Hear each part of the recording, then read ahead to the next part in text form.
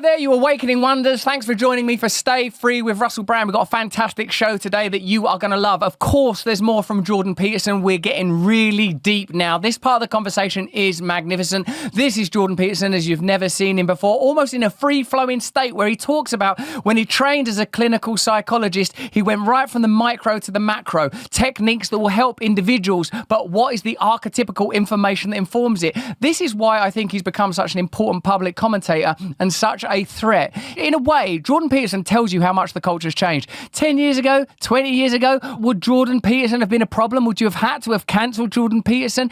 Even a figure like Andrew Tate, who we discuss, shows you how much the world is changing, how free speech itself and free thought are under attack. A little bit later in the show, we're going to be talking about Biden's Armageddon. Biden claims that Putin will never use nuclear weapons, and what we have to fear most of all is climate change. What do you think is going to kill you first? Climate change or nuclear war? What a wonderful choice to have to make. Become an awakened wonder. Click the red button and join our community to get access to interviews, but also to be part of the solution together. We're beyond the phase where independent media could just commentate on what's going on. This is political now. Thank you for joining us. Thank you for supporting free speech. For the first 15 minutes, we'll be available wherever you're watching this. But after that, you're going to have to click the link in the description to ensure that free speech is supported.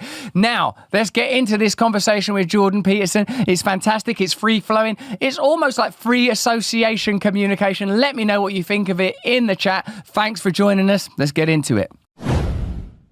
Now, when you talk about the hedonic as a transcendent and mobilizing force, I'm reminded of Blake's famous edict. You know, it's the road of excess that leads to the palace of wisdom. Perhaps because in some kind of my cup runneth over type way, in true ecstasy, you might burst the bounds of the self and discover the transcendent through ecstasy. Although personally, I've discovered that's a dangerous route to ecstasy. Yeah, but you discover something else there too, Russell. You know, one of the things Nietzsche pointed out very wisely was that most morality was convention and cowardice.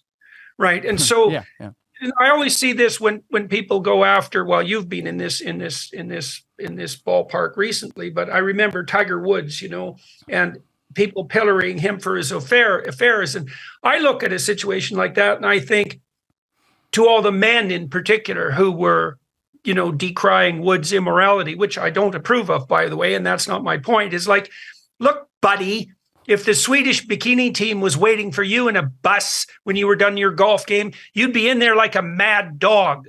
And so don't be playing any, you know, moral games because you're so useless. No woman will look at you. No woman will touch me, and therefore I'm celibate and moral. It's like, no, you're not. You're just contemptible and useless. And you would fold at the first offered temptation. And for the women who are moralizing in an equivalent manner, it's like you're so sure you wouldn't throw yourself at the feet of the first stellar celebrity that happened to wander into your line of vision. Because that hasn't happened to you, because you aren't desirable enough or brave enough to make it happen, doesn't mean you wouldn't be susceptible to that temptation. Now, you know, Blake said wisdom through excess, and some of that can be the ecstasy of the extreme. That was part of the attractiveness of the hippie culture. But it's also the case that if you do throw yourself into the palace of pleasure, let's say, and allow your hedonistic excesses to make themselves manifest, you can also start to understand exactly how abusive and psychopathic you can become in that pursuit. And that's a form of transcendent realization too. Yeah. And maybe there's no way of coming. Like, I don't know if you can understand the human proclivity for evil until you've been in a situation where your own ability to manipulate and act in a, what would you call, radically instrumental manner actually had free reign.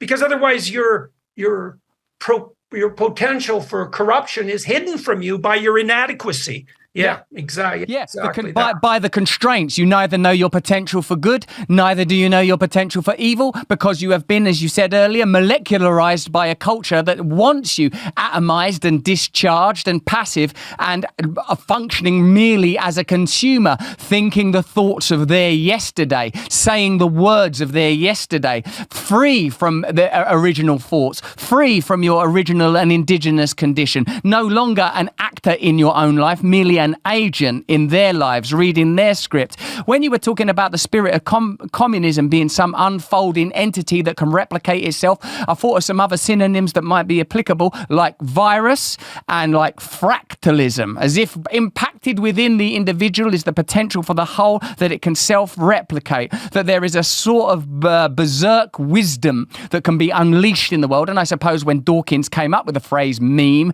to be an ideological mirror for Gene, it was this that he was referring to. I was struck as well by something you were saying, and I'll remember it as I explain my point. C.S. Lewis talks, in one of his advocacy pieces for Christianity, of the atheist and rationalist scientist in their laboratory studying some faraway nebulae, determining from his lab on Earth that this far-flung cosmological destination will obey the rules of their rationalism, like which, again, Jordan, when we were talking about good and evil and indeed reality earlier, we touched upon the idea for how can we even discern an essential reality that is not subject to our sensory limitations and indeed our sensory paradigm. C.S. Lewis says that when they come up with the idea that there can be no God, they are making this assessment based on the rationalism granted to them as a result of the processes of evolution that began 13.8 billion years ago with that submolecular explosion from which all the rules of reality unfold, leading to biological life eventually, leading to the conscious ascent of mankind, and ultimately the rationalism with which they make that verdict. There is no God. How could we trust ever a conclusion derived from a set of processes that by their own arbitration is meaningless? I see you've got some thoughts. Okay. Well, look, one of the things that the prophet Elijah establishes, Elijah is the prophet that appears with Christ when he's transfigured along with Moses. And so in the Christian tradition, as well as the Jewish tradition, Elijah is held up as one of the two most important prophets, right? Okay, so why Elijah? Well, Elijah defeats the god of nature, Baal, and also is the first person to posit that whatever God is identical with the still small voice within. That's actually a phrase from the book of Elijah, right? So he identifies God within with conscience. Okay, now, well, think about why the materialists abandoned God. Well, the first mistake they made was assuming that God would be found in nature. Well, the Jews dispensed with that idea like 3,000 years ago.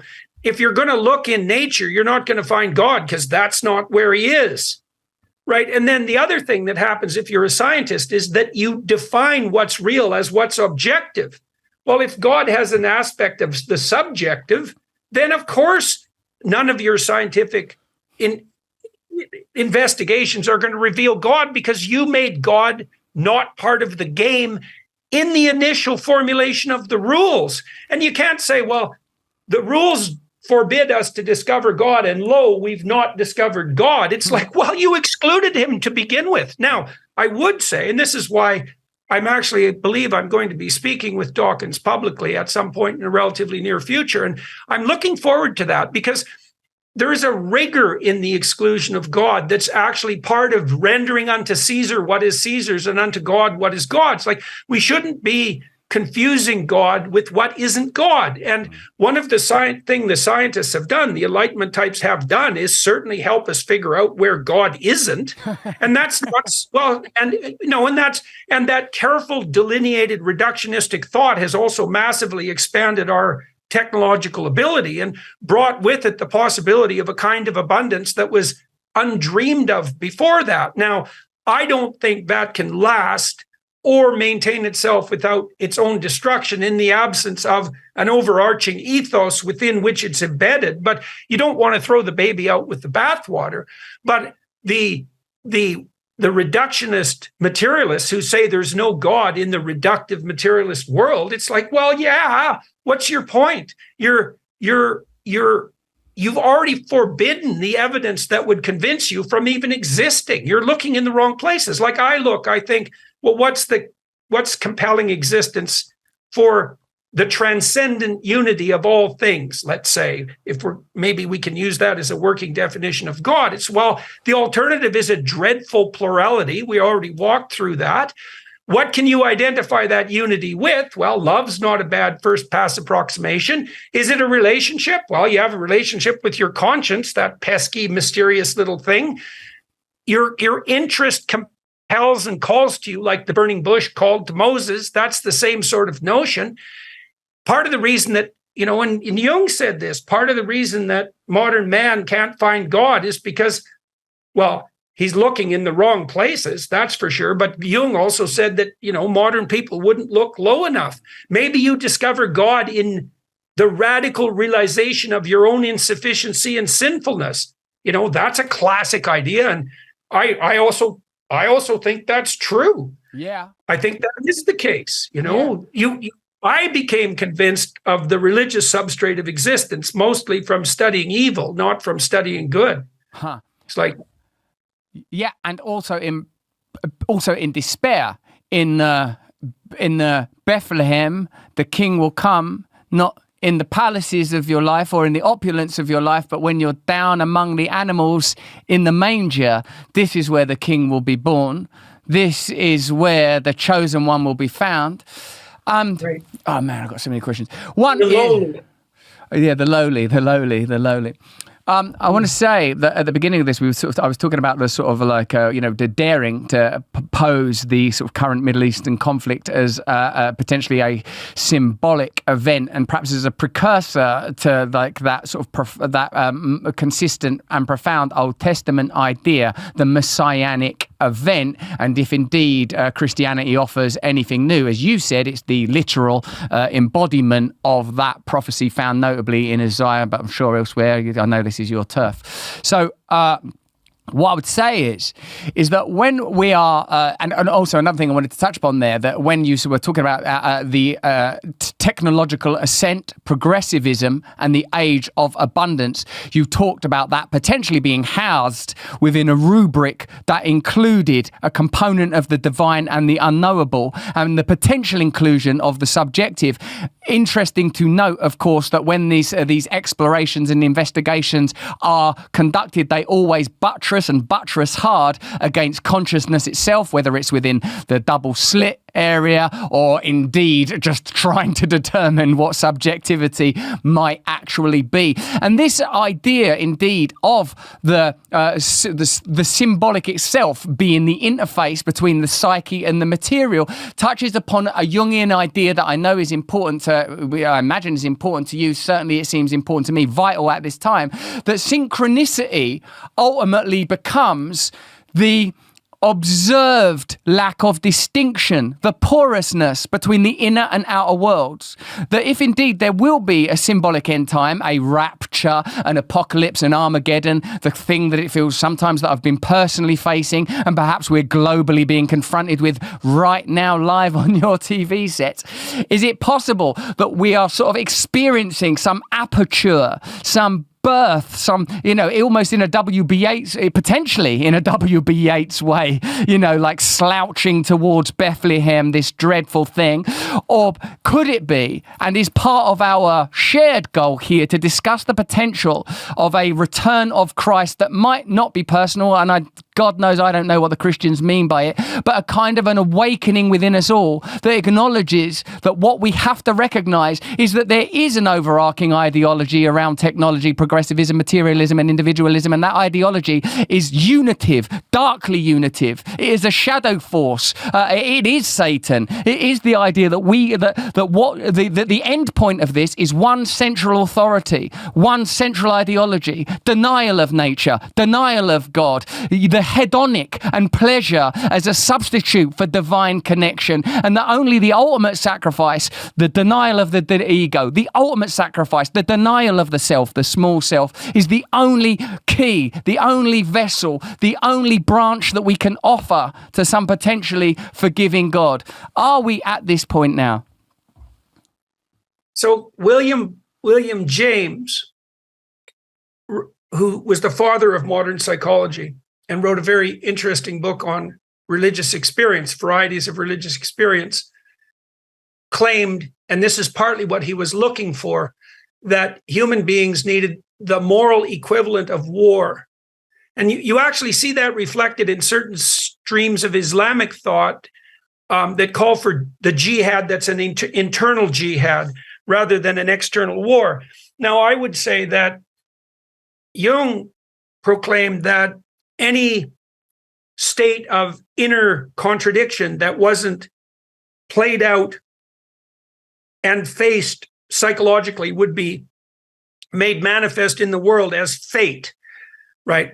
Which means that those things that you choose to ignore will rise up and hit you in the face.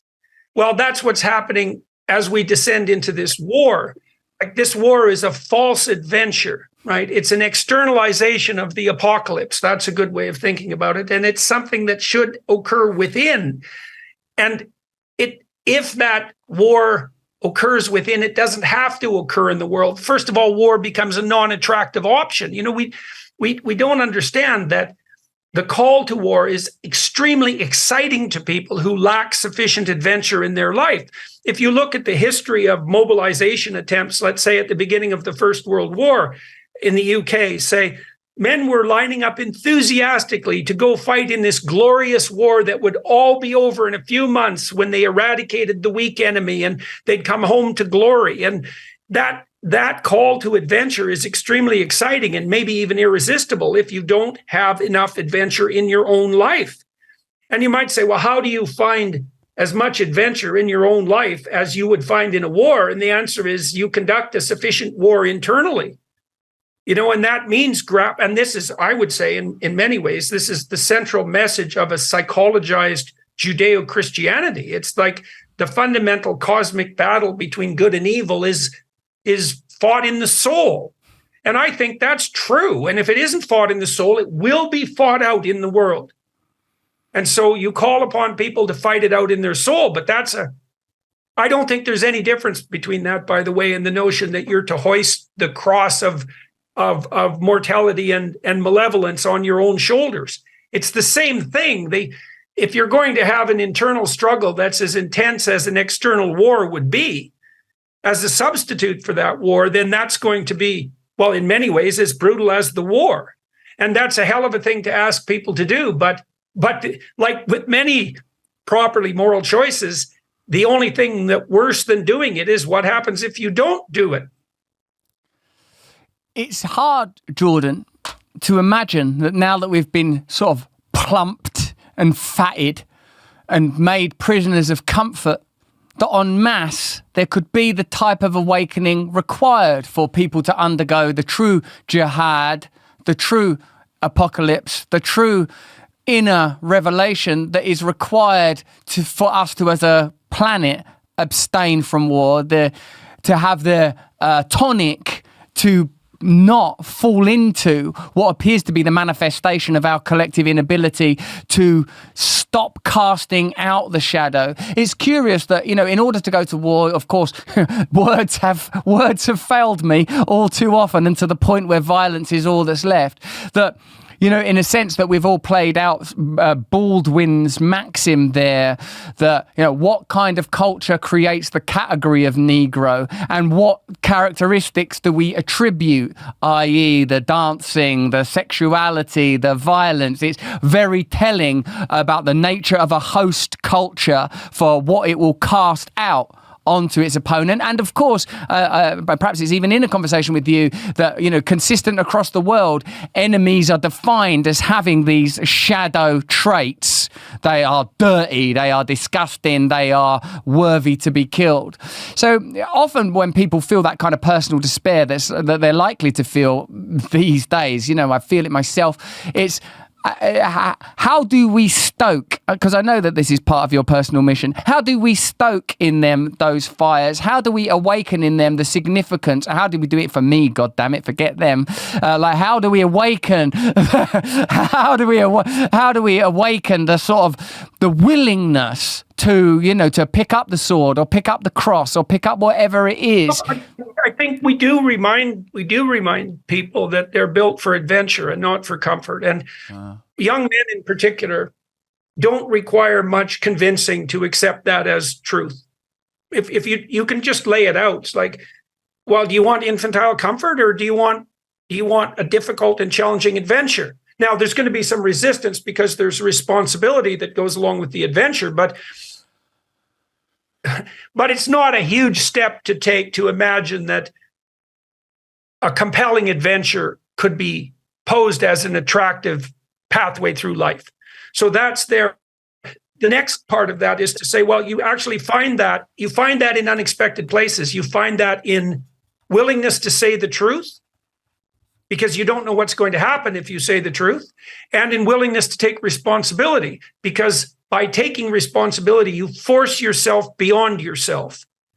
And then you might say, well, you should take responsibility for the full weight of vulnerable mortality itself, plus hell, let's say, if you're going to confront malevolence, but that's a big ask right off the bat. And you might say, well, do the next most difficult thing that you can manage and see how that goes. And this is something I learned, when I trained as a psychologist. I tried to educate myself in a manner that spanned the entire clinical literature, from the extraordinarily practical and microscopic behavioral to the very abstract psychoanalytic. And in doing that, I was able to bring these very high order concepts, archetypal concepts, for example, down to their practical manifestations. And when I conducted therapy, I always started with the practical, because that's the most straightforward.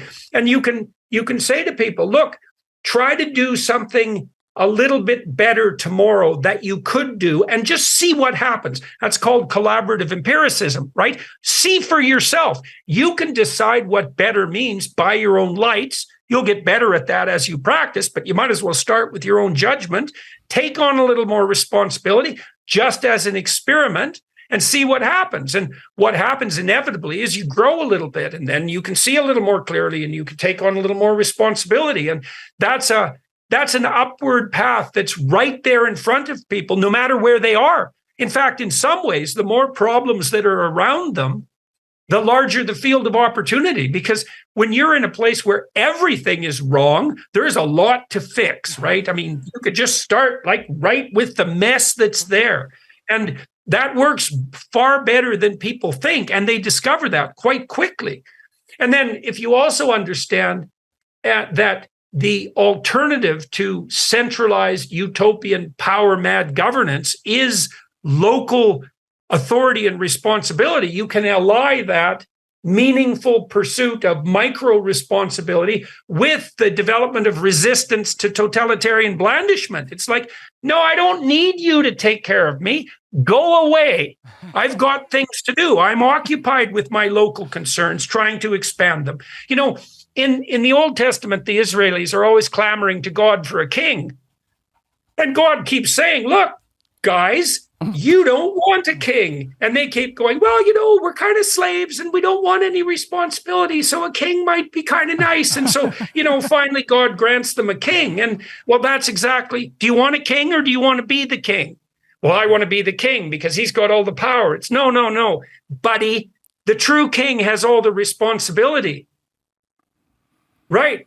And so do you want to be king? Do you want all the responsibility? And the answer to that should be a resounding yes, but one step at a time. Because in responsibility is the adventure.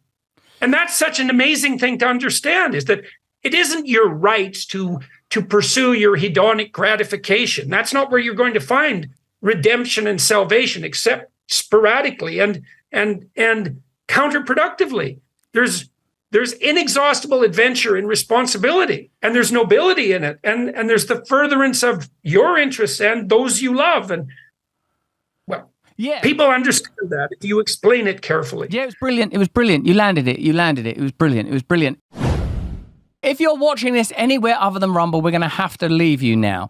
We're going deeper with Jordan Peterson. Yes, we're talking about some subjects you may have heard JP discuss before, like, for example, Andrew Tate. But what is the functionality? How is our culture shifting? What's not being discussed and what's being deliberately censored? Click the link in the description. Join us now over on Rumble.